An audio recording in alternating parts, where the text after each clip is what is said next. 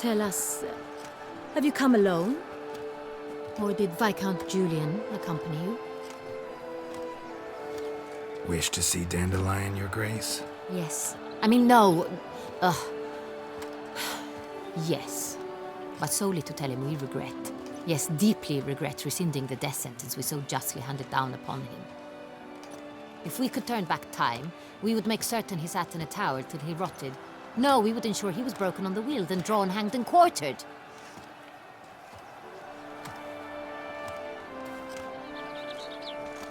Ah, the very man we would entrust with these tasks. Damien de la Tour, captain of my personal guard. Your Grace, Witcher. Greetings. Sorry to have to tell you, but the guardsman handling the last victim's body... I know already. The creature in the cellar of Corvo Bianco. Was it the beast? No. A bruxa, a kind of vampire. Not the beast, but tied to it in some way. You know this how? Through careful analysis of the evidence, both on the riverbank and at Corvo Bianco. Do you mean to insinuate the investigation thus far has been sloppy? Geralt insinuates nothing of the sort. We must listen to him attentively. I examined the body of the beast's last victim. Might have found something, need to analyze it. A quiet place, that's what I could use most right now. And maybe the help of an alchemist or a mage. Also like to hear all you know about the previous victims. Take it Sir de la Tour is my man for that. Firstly, call me Damien, please. Secondly, you should know I spoke against summoning you here. I've heard much about you. You bring trouble, or thus far have, always. And we've enough trouble as it is. Yet we are capable of defeating the beast on our own, without an outsider's help. I've no doubt about it. Damien, we settled the matter of the Witcher's employ some time past. Definitively. Since you have broached it nonetheless, let us discuss Geralt's pay. Are the legends true? Do Witchers usually demand that which you find at home, yet did not expect? Yes, Your Grace. The law of surprise. Time-honored. We shall be content. The surprises we encounter on a daily basis would be of no value to one such as you. What awaits at the palace are edicts to sign and portraits of suitors from far-off lands. I fear you would find little use for either. Thus we've decided you shall receive the deed to a vineyard, Corvo Bianco, and a sum of coin. You will doubtless consider this adequate. Title to the vineyard shall be given to you at once. Surely you'll need lodgings while you hunt. The coin, however, will be yours only once you have slain the beast. Lovely, generous gesture, Your Grace. But Corvo Bianco, isn't it the Duchy's temporary morgue? Is it now? The Chancellery's bungled things again, we fear. Not to be left unsupervised for one instant. Yet, in its mood, a morgue should present minimal problems to a Witcher. What's more, nothing enhances a wine's reputation better than a grim legend. Thank you, Your Grace. I accept the contract, of course. But as I said before, I'll need some information. How'd it start? Who was the first victim? Crespi was the first to die. He was famed once for his many glorious tournament victories. Then he grew old, hung up his sword, and took to winemaking. Crespi was not loved by the wine merchants. He was ruthless in business and thought to cheat many a time. He asked us for a dispensation from all court ceremonies. We did not grant it. We could not. Once you've taken the oath of a knight, you remain a knight till death. How'd he die? Where'd they find the body? Quite unusual, the circumstance. He was at a feast when suddenly one of his fellow feastgoers noticed he was missing. The town watch found him an hour later. On his hands and knees, propped against the town pillory, his sword hanging from his neck. He had died of wounds inflicted with claws, not a weapon. Blows of great force. So he died suddenly, but the body was on its knees, meaning someone posed it.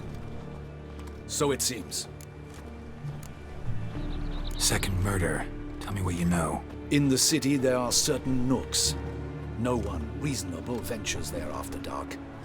Ramon Dulac's corpse was found in one such place. With the first murder, terror gripped the city.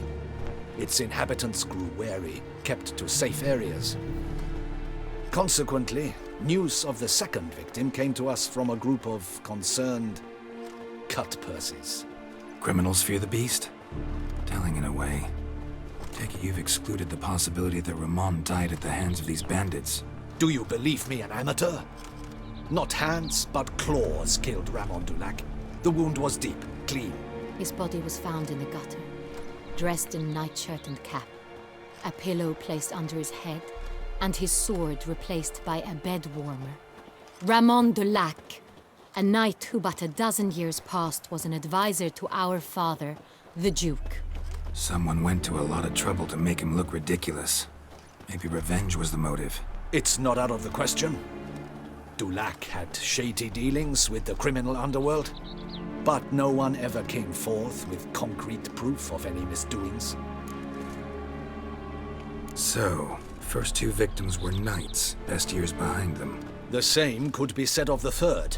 Sir Delacroix was wont to claim that in modern times knights face new challenges, enterprise being the latest addition to the chivalric virtues. He made a veritable fortune in the grain trade. Palmerin even nicknamed him Sir de la Stinchi. Found a coin pouch on his body. Contained florins dating from various times, hailing from different provinces of the Empire. Delacroix loved coin, true, but had no patience for numismatics.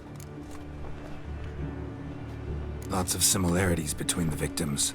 All the bodies were found in strange places under extraordinary circumstances. Seems the murderer, whoever or whatever it is, has some meaning to convey. These were honorable men. We are horrified by the disdain, the disrespect with which they were treated. These were knights of Toussaint.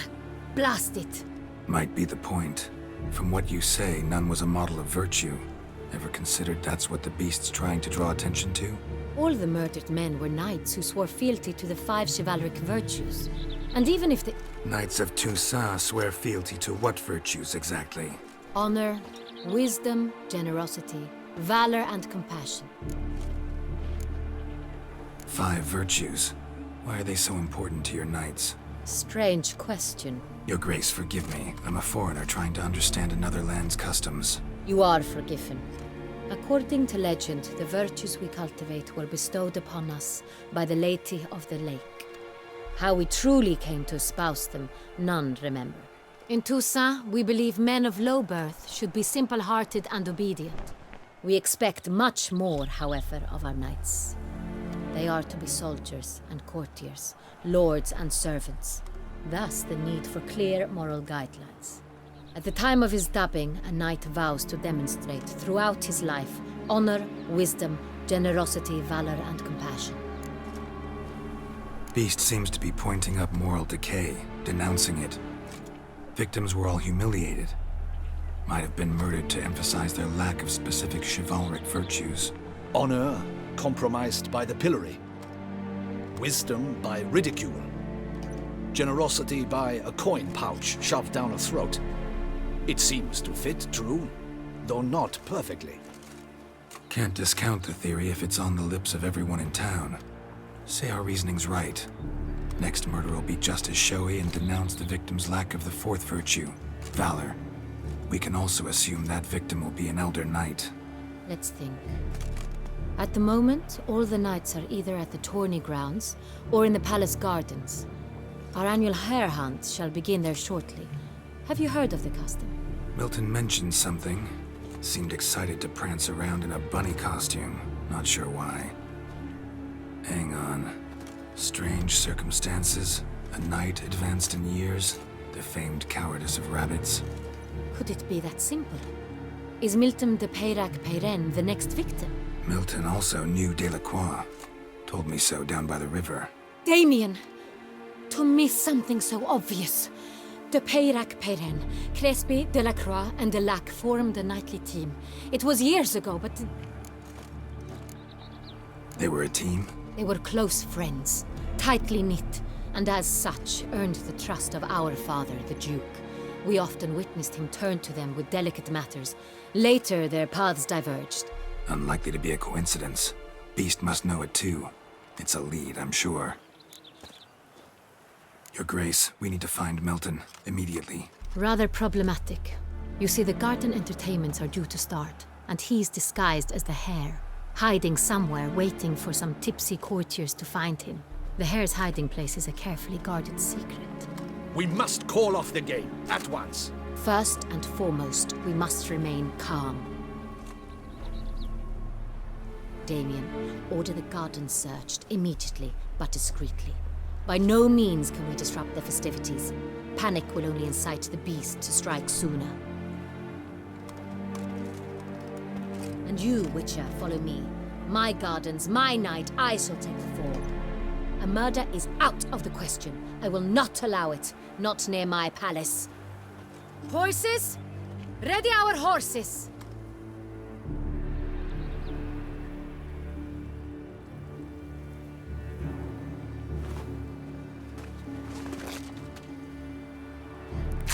Your Grace!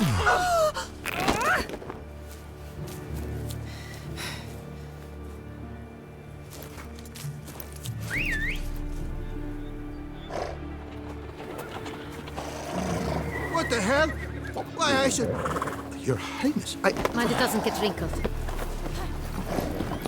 Onward!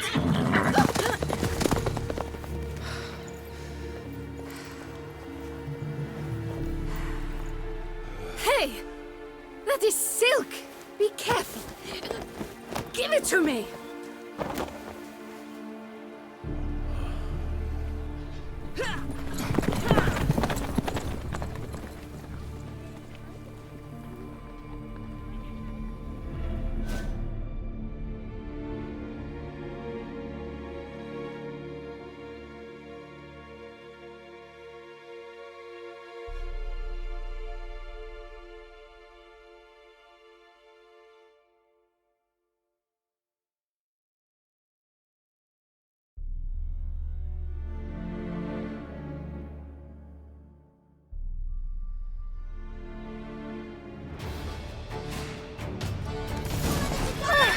Your Grace seems right at home in the Right like saddle. the wind!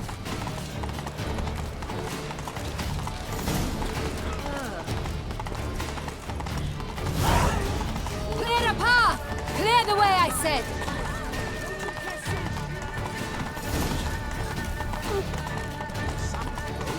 If these parts of the game.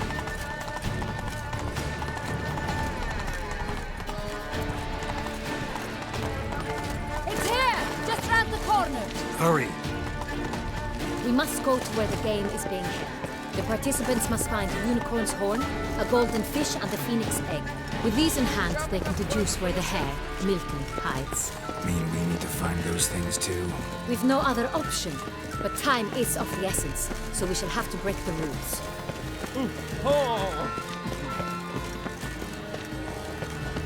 Should the beast no time do to a spy, tell the commander he's spy.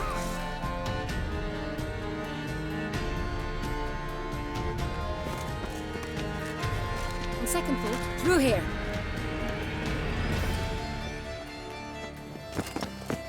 I shall show you where the hunt plays out. Then we will split up. You will get hold of the unicorn horn and the golden fish, while I nab the phoenix egg. That will be quickest.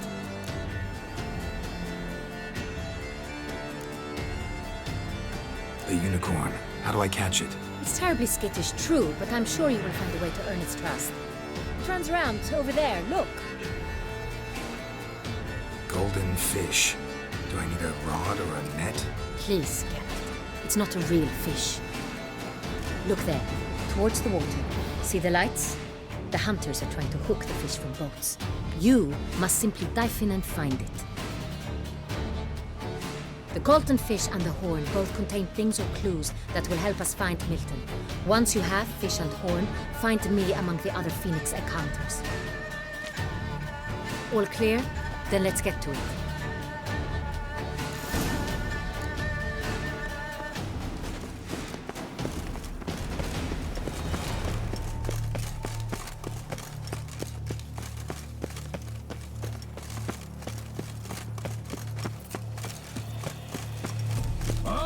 water! If one were to call a snake courageous, Who are you?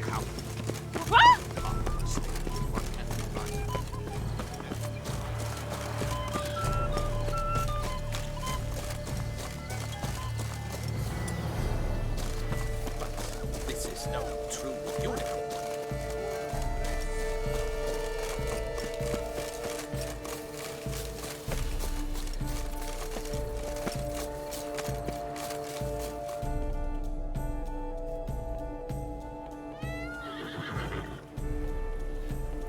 Perhaps an apple will work. Or some sweets. We would not be in this predicament, dear sister, were you still a virgin. Do you really wish to have this conversation again? Here and now? hush, or you'll spook the beast. We shall try the sweets. Hey folks, gonna have to ruin your fun. Sorry. Who's that?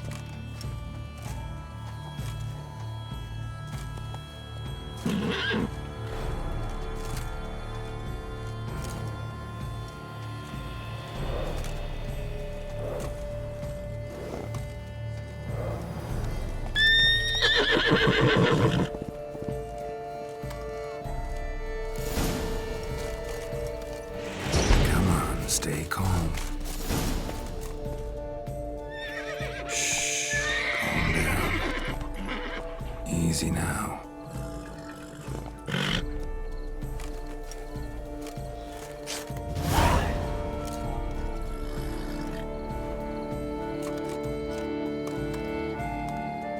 Well, that's hardly fair.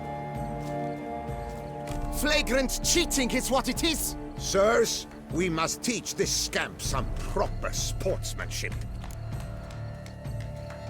Listen, I didn't break any rules. True, he won fair and square. We were unlucky, that's all.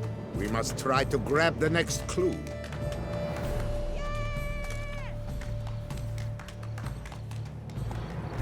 Gardens are huge. Be better off on horseback. Unworthy. Entirely inappropriate behavior. A complete collapse of social norms. Hey-ya! How is it that you peasants would feed him as well?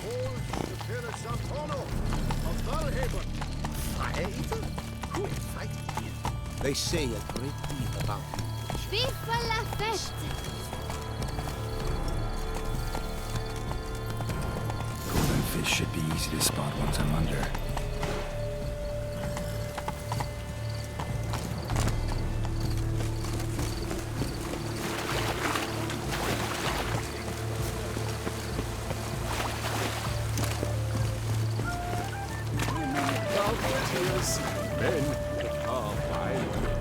What the blazes? Did someone just dive in the water? Perhaps that's the way to do it. Sure, if you're a peasant.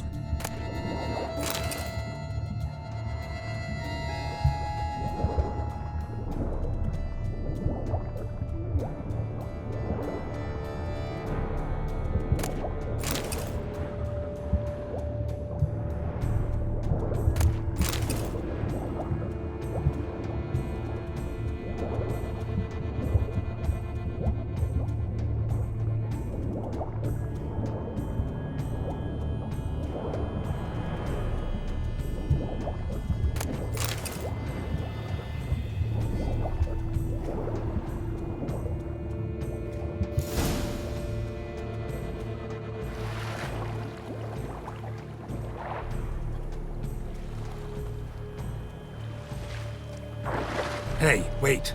Stop. It's important.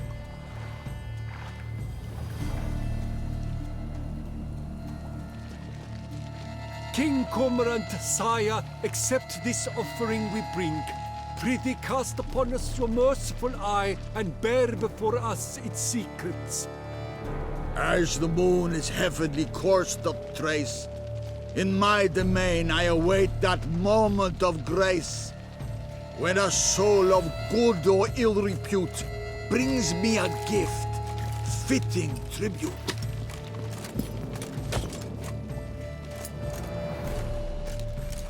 A key. Why, you bomb-botched wretch! Don't cry, dear. The Duchess will hear of this.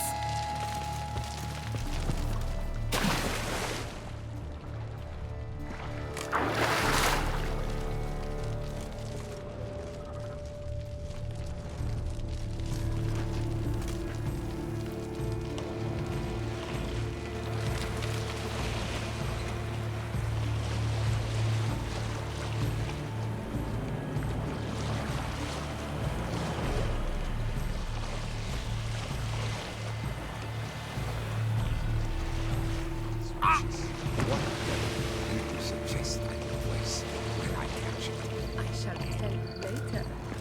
Whisper it in your ear.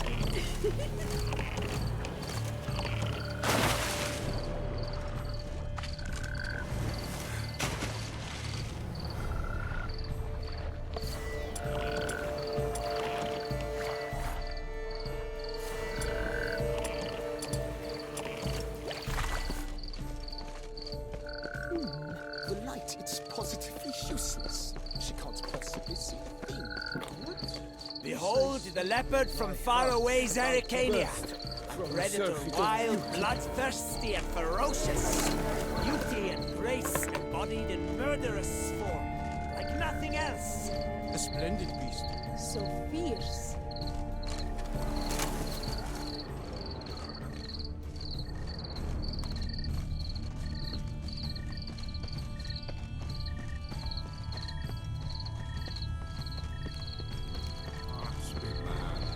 Buffoons, naught else.